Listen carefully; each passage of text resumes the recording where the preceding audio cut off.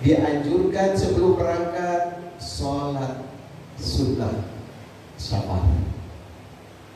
Ya, sholat sunnah 2 rakaat sebelum berangkat, baik dari rumah ataupun mungkin sama-sama dari masjid terdekat di situ. Ya, dan berdoa minta kepada Allah agar perjalanan kami ini ya Allah, Engkau berikan rahmatnya ya Allah, lancarkanlah ya Allah perjalanan kami ini ya Allah, sehingga kami dapat melaksanakan seluruh rangkaian ibadah, baik yang wajib, rukun maupun sunnahnya. Dan keluarga kami ya Allah, kami titipkan ya Allah yang tinggal di sini. Ya, mudah-mudahan Engkau lindungi keluarga kami, anak cucu dan seluruh harta kami ya Allah.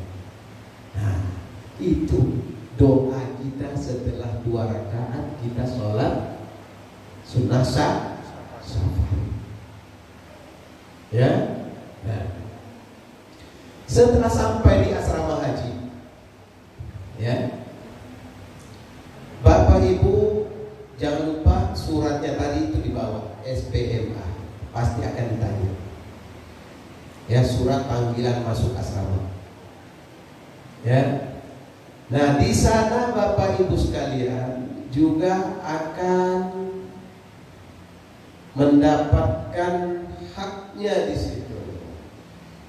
Ya, ada makan, dikasih makan, ada snack segala macam lengkap ya di asrama haji. Dan ketika Bapak Ibu masuk di asrama ada pemeriksaan tas tenteng. Nah, ya, tas tenteng kita akan diperiksa. Sekarang kan belum dapat kan tasnya Bu ya? Belum Pak ya?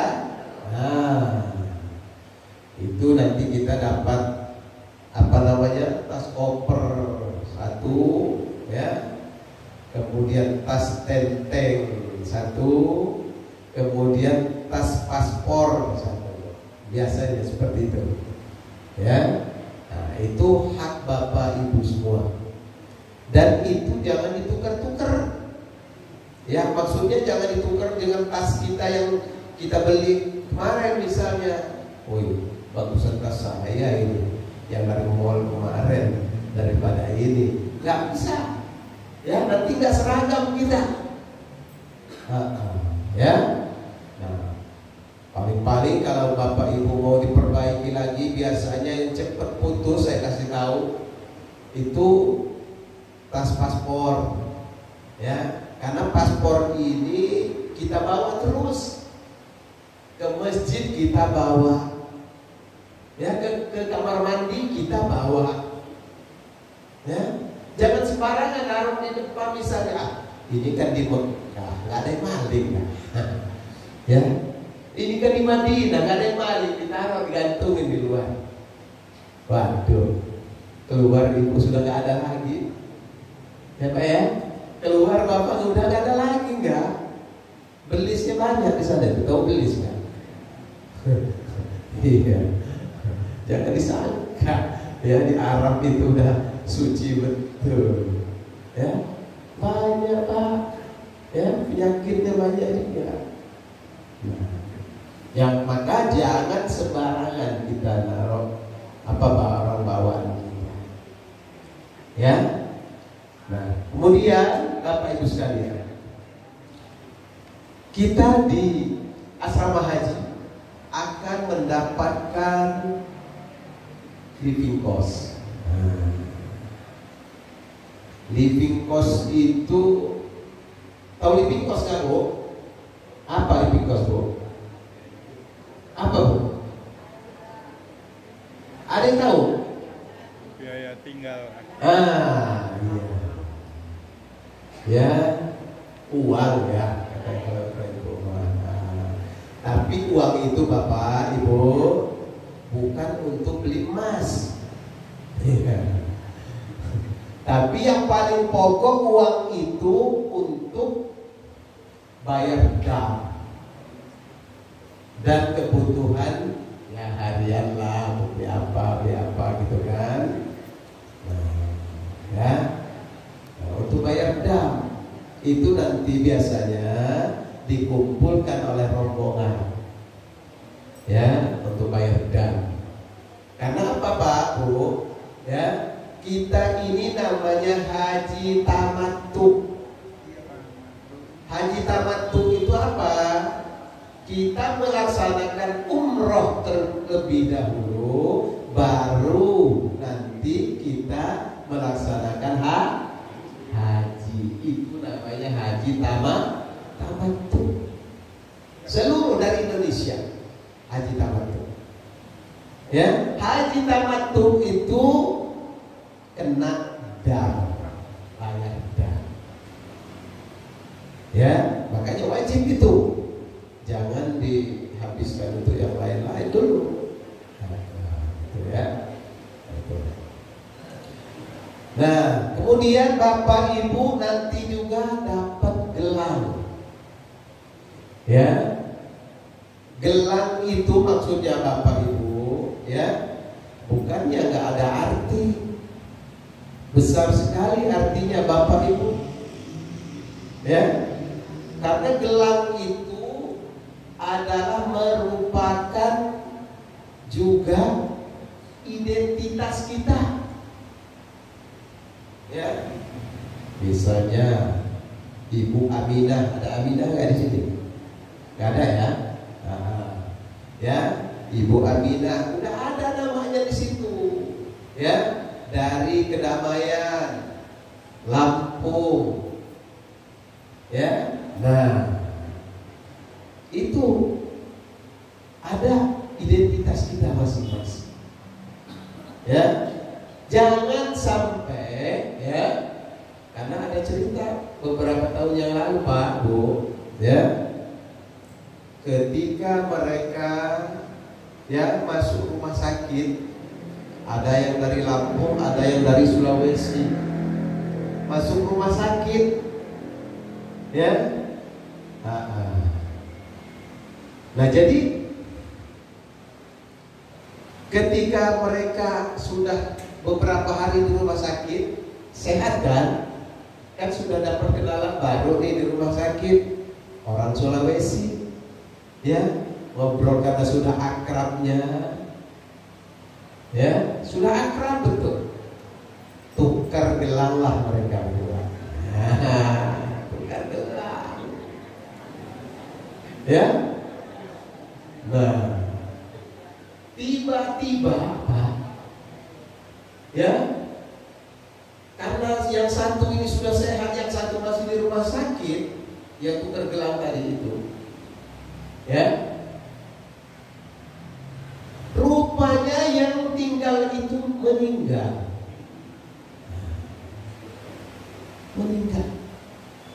maka diumumkanlah, ya, ke keluarganya, nama ibu ini berdasarkan gelang.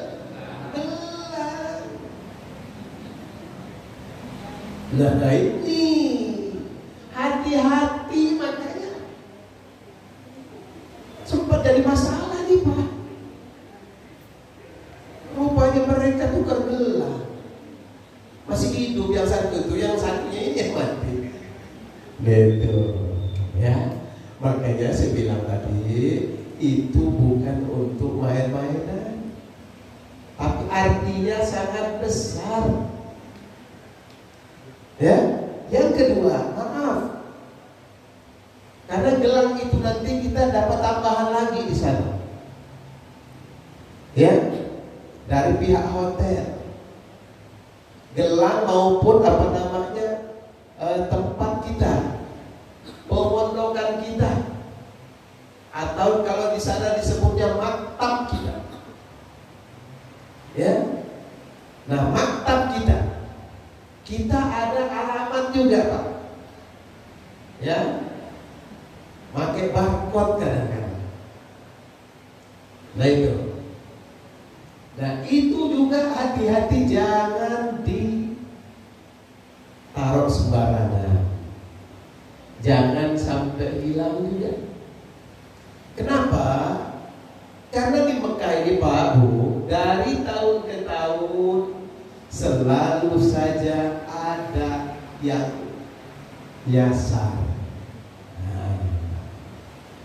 Pas keluar dari masjid kadang-kadang kemana jalannya, ya, karena pintu Masjid Haram itu sama Pak, ya, cuma inget nomornya aja, kalau ini sama, nggak ada bedanya, ya. Nah, jadi ketika kita nyasar, yang petugas itu Pak, petugas ini kan ada di mana-mana.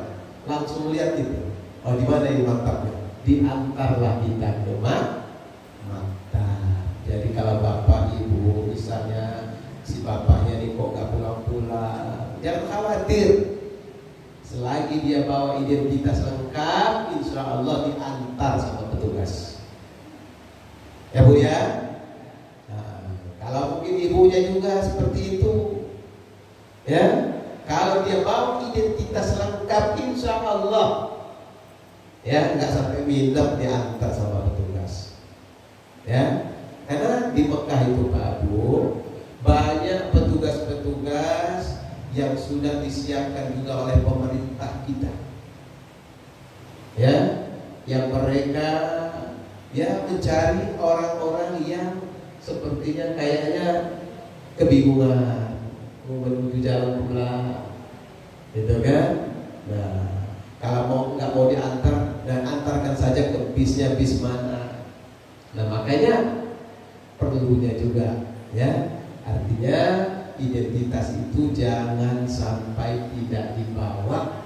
Bapak ke masjid, ibu ke masjid, harus dibawa, ya. Nah, itu identitas yang dari hotel, ya, alamat kita. Nah, jadi Bapak Ibu sekalian yang dirahmati Allah Subhanahu wa taala. Tadi kita baru sampai asrama haji. Jadi di asrama haji nanti kita juga diberi pengarahan Bapak Ibu sekalian. Diberi pengarahan oleh para petugas, ya. Nah, kemudian kita disuruh masuk ke kamar kita masing-masing. Kita di asrama haji pada saat ini Pak Bu, ya, alhamdulillah asrama haji kita juga sudah cukup memadai juga, sudah bagus juga, bahkan sudah ada liftnya juga. Nah, gitu kan. Bagi yang nggak kuat barangkali bisa naik liftnya, tapi bagi yang masih energik, ya, sambil latihan olahraga, gitu kan. Nah, jadi setelah di asrama haji Pak Bu diumumkan, ya, karena di asrama haji itu hanya 24 jam, ya. Kadang-kadang dibangunkan jam 1 malam, kadang-kadang dibangunkan jam 2 malam, kadang-kadang jam 3 malam, kadang-kadang jam 4 kita dibangunkan untuk segera siap-siap menuju Bandara Raden Intan. Itu tergantung kepada jadwal pemberangkatannya Bapak Ibu. Maksud saya apa? Manfaatkan waktu di asrama haji itu untuk istirahat, jangan untuk ngobrol semalam suntuk. Kenapa? Karena perjalanan Bapak Ibu masih sangat panjang, ya, masih sangat panjang. Nah, manfaatkanlah waktu, ya, untuk istirahat, ya, tidur kita, karena belum tentu kita dibangunkan jam 4, ya, bisa jadi kita dibangunkan jam 1 atau jam 2. Nah, setelah itu Bapak Ibu sekalian, ya, setelah kita siap-siap sudah dibangunkan, ya, kita naik ke mobil bis masing-masing. Itu juga sudah diatur Pak, ada yang ngatur. Ya, nanti kita di asrama haji Bapak Ibu mendapatkan kartu warna-warni. Warna-warninya gimana? Ada yang warnanya biru, ada warnanya merah, ada yang hijau, ada yang kuning, masing-masing. Artinya apa? Pengelompokan nomor kartu ini ya untuk pengelompokan per mobilnya nanti.